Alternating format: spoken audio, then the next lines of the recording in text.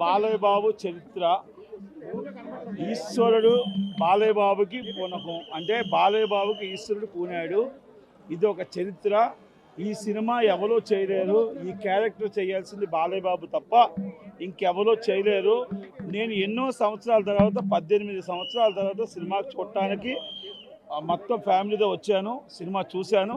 అసలు ఏ scene to scene, ఏ సీన్ చూసినా ఆయన పూనకాలు. అంటే సనాతన ధర్మం అంటే ఏంటో, ఈశ్వరుడు అంటే ఏంటో, రూపం అంటే ఏంటో, దేశం అంటే ఏంటో, దేశాన్ని రక్షించడానికి ఆర్మీ ఉంది, అలాగే మన దేవుడు ఉన్నాడు అని చూపించడానికి బాలయ్య బాబు ఈ క్యారెక్టర్ ఎవరు చేయలేరు. కనుక అసలు నిజంగా చెప్తున్నాను, ఈ సినిమాని నేను చూసిన తర్వాత ఎక్కడికో వెళ్ళిపోయింది. ఇది ఒక్క బాలయ్య బాబుకి ఏ హిట్ల మీద హిట్లు. అంటే ఒక్కటి మాట చెప్తున్నా, నార్త్ ఇండియాలో first time pan India super duper hit అంటే సరిపోదు, 1కి 10 రెట్లు ఇది హిట్ అవుతుంది. ఇది సినిమాని మీరు రేపటి నుంచి చూడండి.